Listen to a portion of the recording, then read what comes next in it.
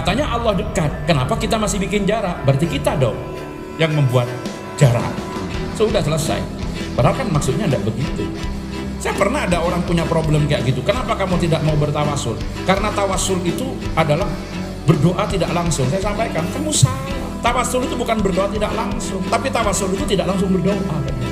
Jadi meminta ini hak kita, tapi ibadah adalah kewajiban kita. Iya karena butuh, iya karena nasta'in. Maka sebelum minta ya ibadah dulu, baru mohon, itu loh. Ini etika.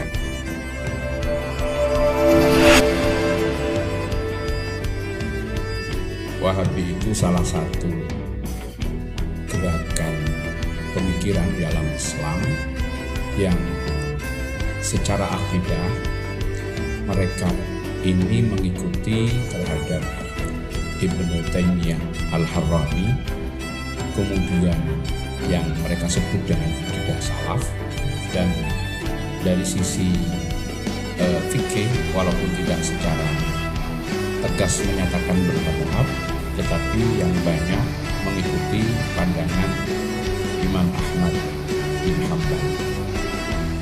Kemudian salah satu corak pemikirannya dengan semangat untuk pemurnian akidah.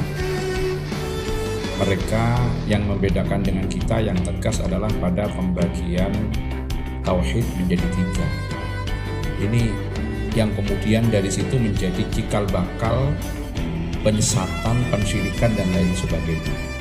Tauhid di mereka itu dibagi 3, dan ini dulu masuk di kurikulum aliyah dan diajarkan ke siswa. Lalu dari sana apa? Yang pertama adalah tauhid rububiyah, tauhid uluhiyah, dan tauhidul asma wa sifat. Itu rumusan dari Ibnu Taimiyah sebetulnya. Nah, di Ahlussunnah wal Jamaah tidak dikenal dengan pembagian 3 ini. Ya, rububiyah dengan uluhiyah tidak dibedakan. Justru dari masalah ini kemudian mereka menyalah-nyalahkan bahwa kita ini memang sudah bertauhid secara rububiyah, tetapi belum bertauhid secara uluhiyah. Karena ketika ditanya Tuhanmu siapa? Allah.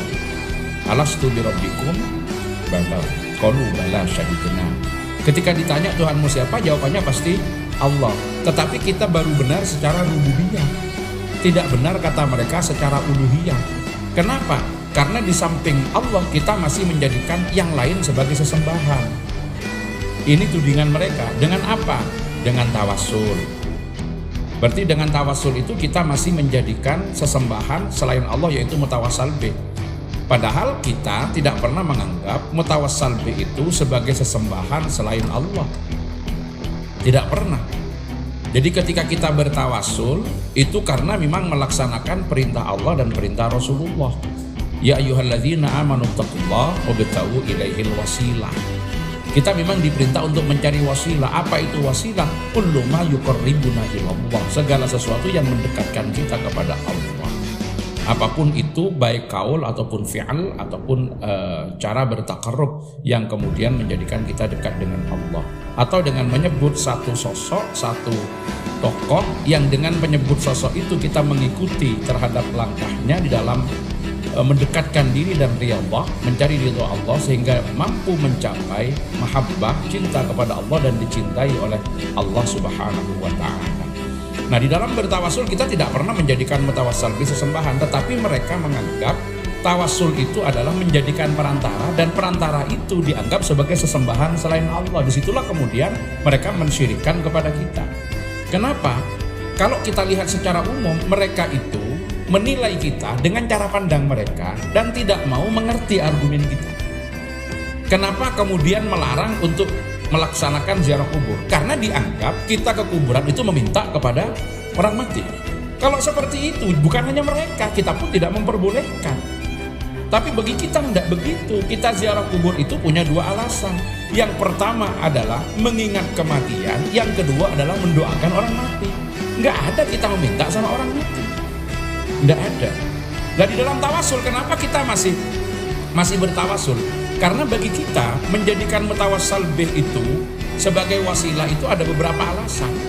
Yang pertama, sebetulnya doa tidak menjadi tergantung dengan adanya tawassul. Urusan diterima atau tidaknya doa itu adalah kewenangan Allah, hak Allah. Tapi tawassul ini bagian daripada etika dan tata cara kita berdoa. Adabun min adabid doa. Jadi thariqatun min turuqit tawajjuh ilallah. Nah, kemudian yang kedua, kenapa kita bertawassul? Kita bertawassul karena kita berterima kasih, sebab berkat mutawassal bih itu kita kenal agama. Kenapa kita sebut Rasulullah, kemudian kita sebut para sahabat, kemudian kita sebut tabi'in, para aulia, dan sampai kepada para ulama yang membawa Islam ke sini, dan karena itulah kemudian kita kenal Islam. Mohon maaf, ibu-ibu, kalau kita jujur, kita ini berislam bukan sepenuhnya karena kesadaran dan karena kita sudah menemukan kebenaran dalam Islam. Tapi kita berislam karena kita secara kebetulan dilahirkan oleh orang Islam dan tinggal di sekitar orang Islam. Seumpama panjenengan itu lahir di Bali sana atau ada di Thailand sana, saya belum jamin kok kalau sekarang ini jadi muslim. Tapi ini sudah bagian daripada cara Allah memberikan hidayah kepada kita.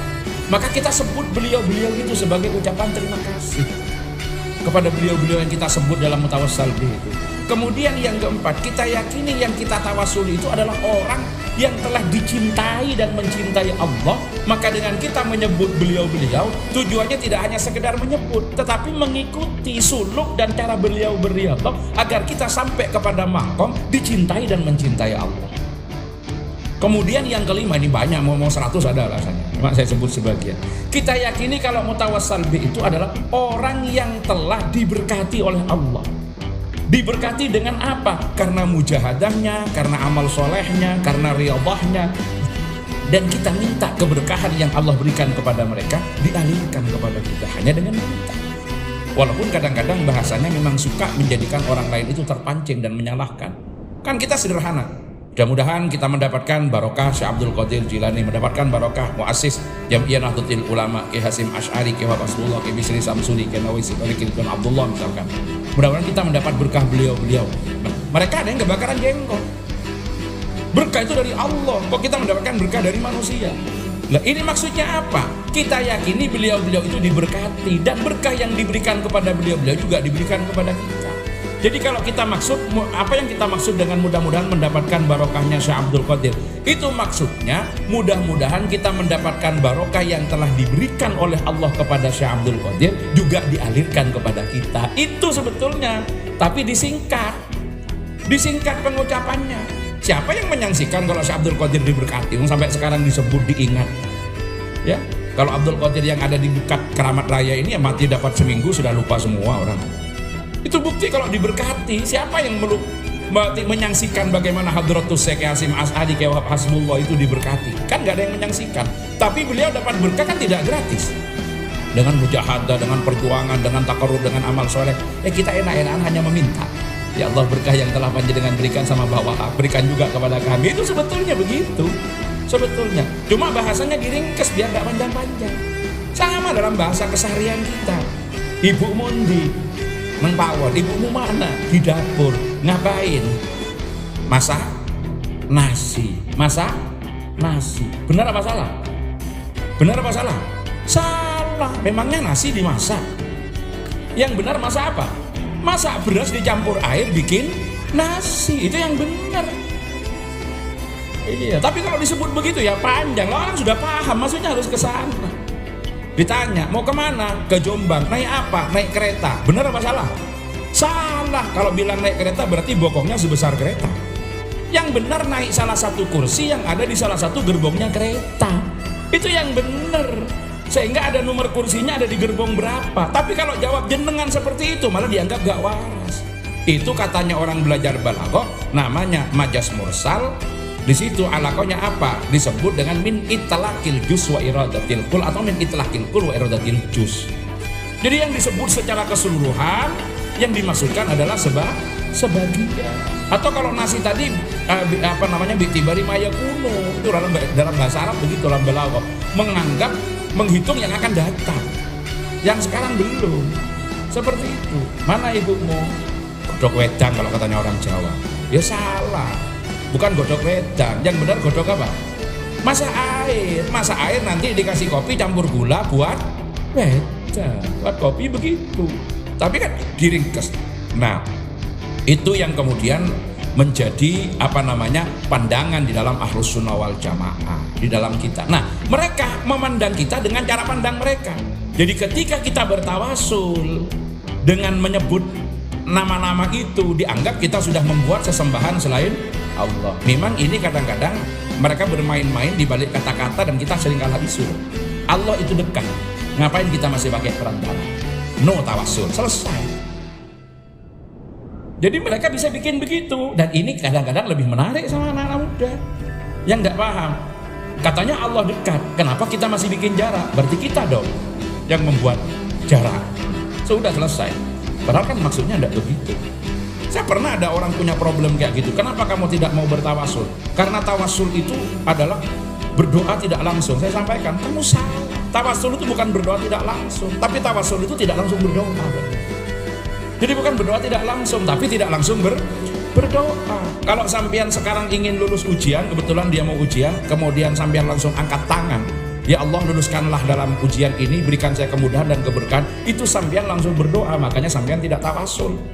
Kalau sampean tawasul gimana? Sampean wudu dulu, setelah itu sholat, karena ada hadisnya. Kalau ada gitu senang dia, ada hadisnya. Maka nalillahi hajatun falyusbihil wudu wal yusalli rakaatain. Siapa yang punya hajat kepada Allah, sempurnakan wudu dan sholatlah 2 rakaat.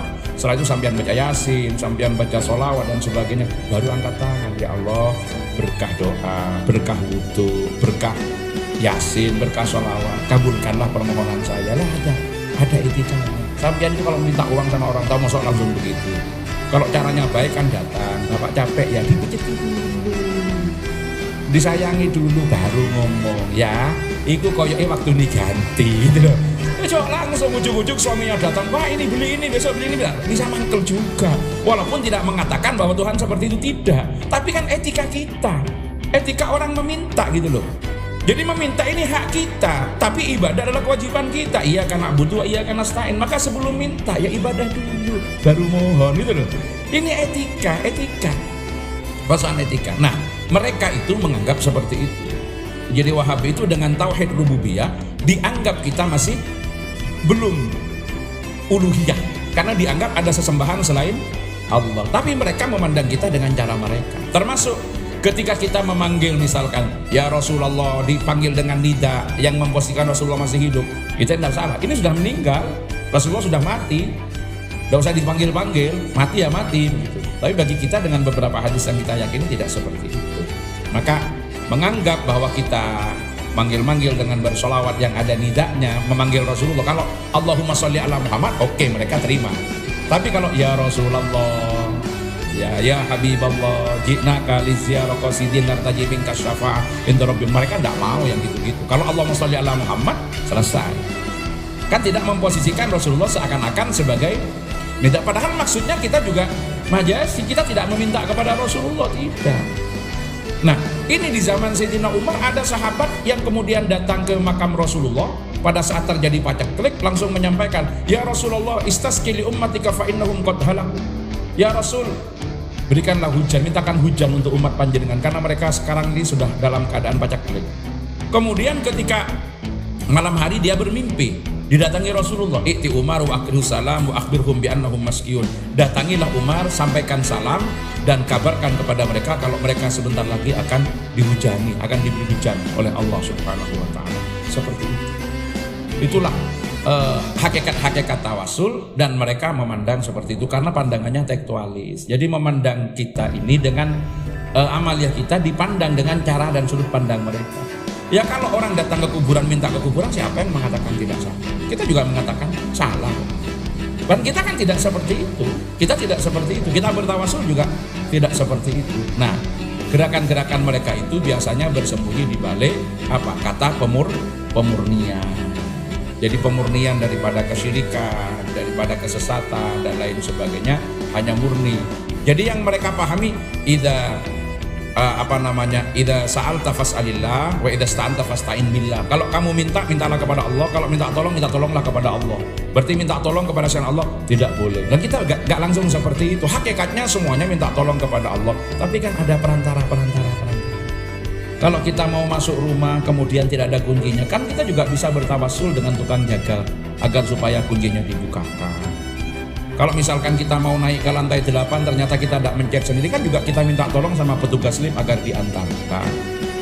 Kenapa tidak boleh? Oh, ini kan persoalan-persoalan yang ada, tapi persoalan-persoalan ibadah yang sama sebetulnya. Kita hanya menghadirkan dengan harapan, dengan kecintaan yang kita hadirkan itu kepada Allah, kita akan katut di situ. Makanya seperti ya Rabbi bil Mustafa, mereka tidak mau. Kalau doa langsung kepada Allah, bukan ya Allah melalui Rasulullah, tidak ada begitu. Bali maqasidana, mereka tidak mau. Itu salah satu ciri, dan banyak hal lain yang berbeda antara mereka dengan kita, dengan Ahlus Sunnah wal Jamaah. Di antaranya adalah tidak bisa berprinsip pada al jamaah, sehingga seringkali di antara mereka itu jatuh saling menyesatkan dan saling mengkafirkan. Itu karakter.